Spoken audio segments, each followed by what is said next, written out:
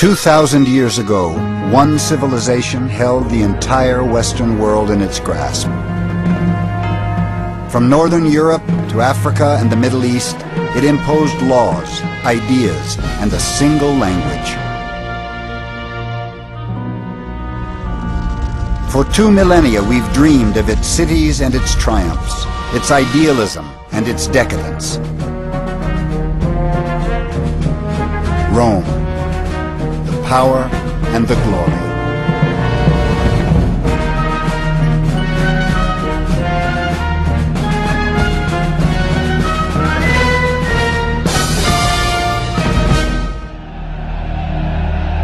Rome's savagery was matched by its size.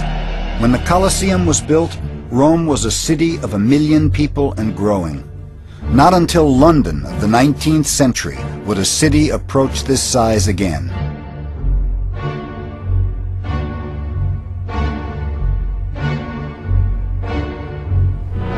But behind all that are the stories of Rome's beginnings almost 3,000 years ago in the lush hills of central Italy.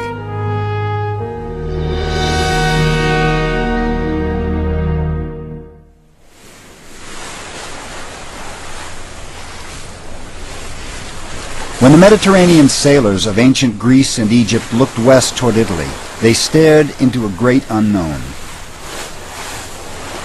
It was 800 years before the birth of Christ, and Rome still didn't exist. But stories were told of mysterious peoples with strange, exotic customs and untold riches. The tales were irresistible.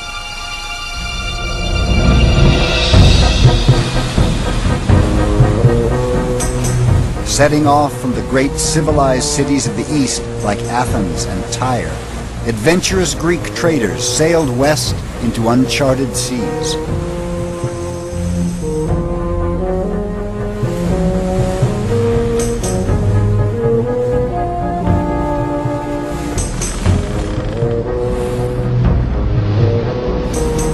Navigating by the stars, without instruments, they began to explore a remote and little-known peninsula of the Western Mediterranean.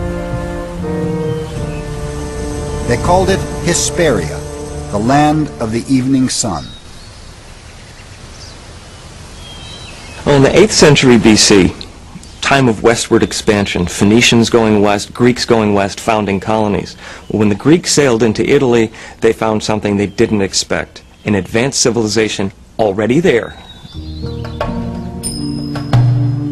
Here in the hills of Tuscany, there were already walled cities. There were kings and high priests. There were skillful craftsmen who created a tender and sensuous art like no other in the Mediterranean. And there were traders ready to barter the finest gold and ironwork the ancient world had ever seen.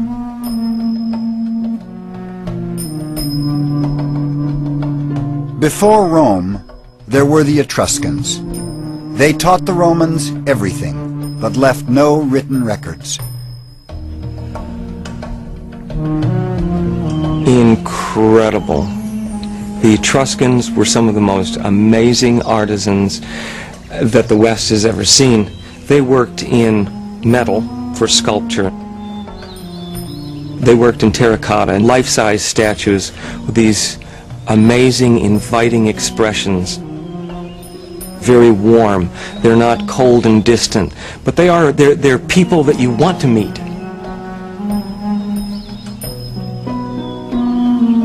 The Etruscans lived in the fertile hills of Tuscany.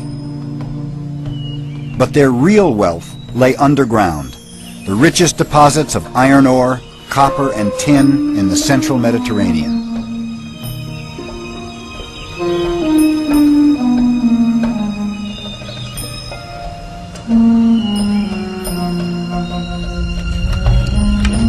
As early as 700 BC, they created shafts, tunnels, subterranean galleries, smelters and slag heaps so vast that 2,500 years later, Mussolini reprocessed them to produce weapons for World War II.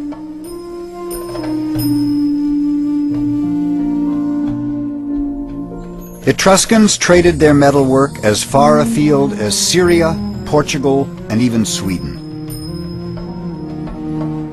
But above all, the Etruscans were famous for their open displays of affection between men and women. It shocked the ancient world.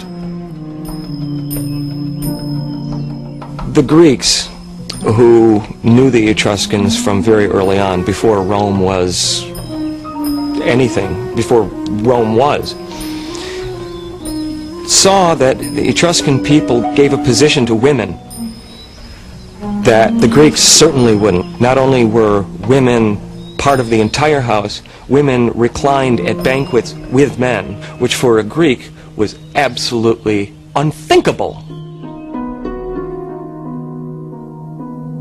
It is no shame for the Etruscans to be seen having sexual experiences, for this too is normal there.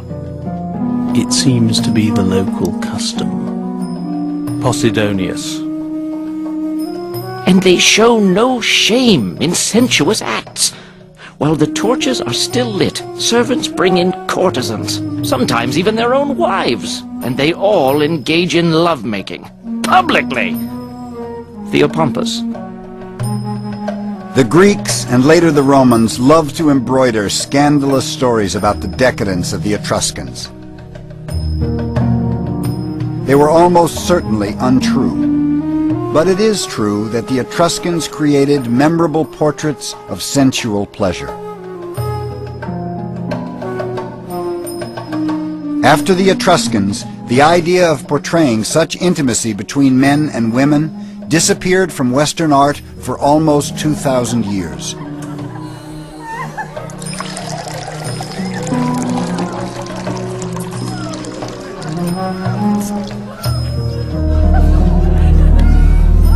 The change began with the Romans, who grew up in their shadow.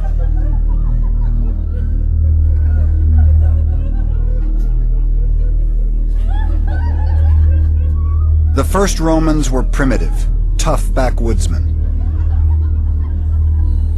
They resented the Etruscans, but had everything to learn from them, including the darker sides of civilization. Like all ancient people, the Etruscans were rigidly divided by class. Brutal rituals enforced the power and prestige of the nobility. Etruscans staged games at the funerals of important men. The losers were killed.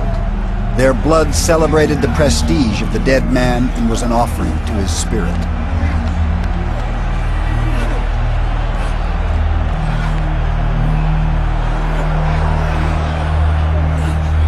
The wrestlers were slaves captured in warfare. Their lives were worth nothing. Only their deaths were significant. The practice of human sacrifice was common in the ancient world. The Etruscans were no exception. The blood of slaves and captives watered the ground at state rituals throughout the Mediterranean.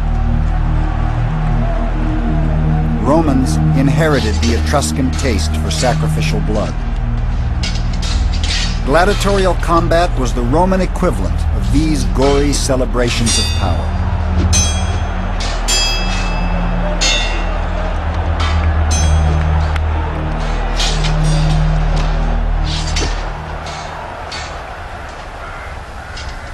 Rome took everything from the Etruscans. Etruscan engineers showed them how to drain the marshes where Rome now stands and channel the water into underground sewers. Etruscan architects and builders laid out the Roman Forum as a public square in the 7th century BC.